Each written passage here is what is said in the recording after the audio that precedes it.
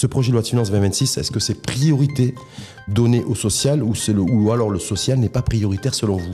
Il y a même une certaine recomposition au niveau des piliers, au niveau des priorités dans la loi de finances par rapport à la loi de cadrage. Le terme démocratie est inexistant. C'est pas normal. Alors qu'il y a des problèmes à ce titre.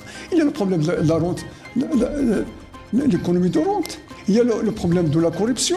Dans le cas du PLF 2026, autour de 4,6%. Est-ce que pour vous, d'abord, elle est réaliste? Il faut partir, savoir, reconnaître que le mal est là. Le mal il est d'abord dans le politique avant qu'il soit dans l'économique.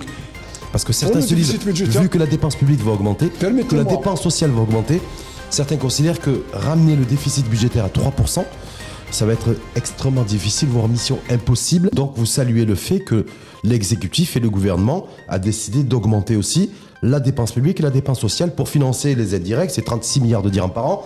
Pour financer le programme de logement, c'est 10 milliards de dirhams. Pour financer les ex-ramédistes à Motadamoun, à hauteur de quasiment de 10 milliards. Le Maroc ne peut pas non plus se permettre le luxe de donner de l'aide directe d'une façon indéterminée. Ceux qui sont en bonne santé, pourquoi on va leur donner comme ça de l'aide? Il faut leur donner un travail. Cheikh Eblelej a fait une sortie médiatique.